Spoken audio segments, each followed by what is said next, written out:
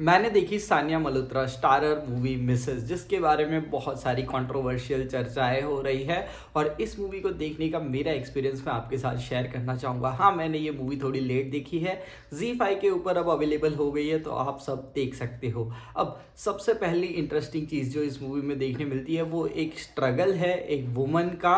और इसके जो डायरेक्टर है आरती, उन्होंने बहुत बढ़िया तरीके से उसे रिप्रेजेंट करने की कोशिश की है। अब यहाँ पे बहुत सारी चीज़ें एक फीमेल पॉइंट ऑफ व्यू से दिखाई गई है, जिसकी वजह से कई लोगों को ये थोड़ी सी विचलित करने वाली भी लग सकती है। प्लस इसके अंदर जो जो सिनेरियोज दिखाए गए हैं वो सिनेरियोज यहाँ पे होते हैं in many of the houses, जो कि 100% करेक्ट रियलिटी है ऑफ इंडियन हाउस होल्ड। और ये एक ऐसा फैक्टर है जो इस मूवी को देखने में बहुत ज़्यादा इंटरेस्टिंग बनाता है। प्लस यहाँ पे हमें कई सारी चीज़ें देखने मिलती है, कई सारे एंगल्स देखने मिलते हैं, जिससे एक वुमन के माइंड में कितना ज़्यादा हैरेसमेंट वो फील करती है, ये सारी चीज़ें हमें पता चलती है, जिसकी वजह से ये मूवी और भी ज़्यादा इंट्रीगिंग और इमोशनली हिटिंग लगती है, जो कि एक अच्छा पॉइंट है जिस मूवी के बारे में। और इसे देखने में आपको ऐसा नहीं लगेगा कि ये मूवी बहुत ख़राब है, या ऐसा भी नहीं लगेगा कि बहुत अच्छी है।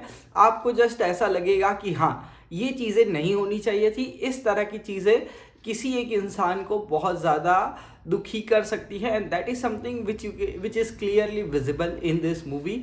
और ये सारी चीज़ें देखने मिलती हैं।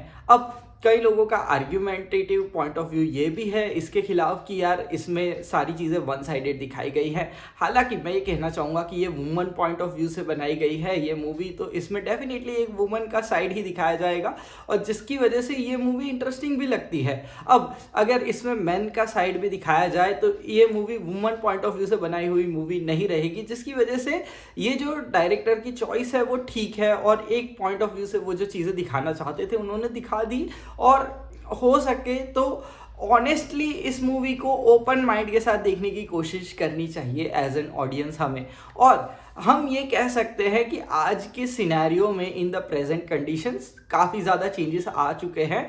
इतना ज़्यादा एक्सट्रीम चीज़ें हमें शायद देखने नहीं मिलती हैं, and that is something which is the reality. अब ज़्यादा अवेयरनेस है लोगों में, ज़्यादा एजुकेशन है, तो इतना ज़्यादा एक्सट्रीम पॉइंट ऑफ व्यू नहीं होता है इन रियलिटी।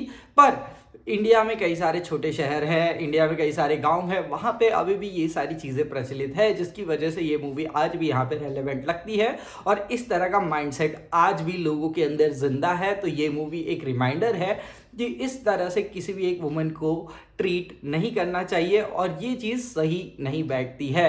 क्योंकि एक मैरिज एक ऐसी चीज़ होती है जिसमें बैलेंस पर्सपेक्टिव होना चाहिए, दोनों जेंडर्स को अपनी सारी जिम्मेदारियां शेयर करनी चाहिए, और उसी के साथ उन्हें मैरिज एज अ इंस्टीट्यूशन को आगे बढ़ाना चाहिए। That is something which is my point of view. और इस तरह से मिसेस देखने का मेरा एक्सपीरियंस थोड़ा सा मिक्स मैच सा रहा, मुझे थोड़ी सी वन साइडेड लगी। पर इसके अंदर जो चीज़ें दिखाई गई हैं वो काफ़ी ऑथेंटिसिटी से दिखाई गई हैं, पर इतना ज़्यादा एक्सट्रीम पॉइंट ऑफ व्यू से डायरेक्टर को नहीं दिखाना चाहिए था, ऐसा मेरा भी मानना है। पर मुझे ये मूवी ओवरऑल अच्छी लगी। आपने अगर इस मूवी को देखा तो आप अपना एक्सपीरियंस ज़रूर से लिख के बता देना, और इसी तरह के वीडियोज़ के लिए बेरिज को फॉलो या सब्सक्राइब तो कर ही सकते हो।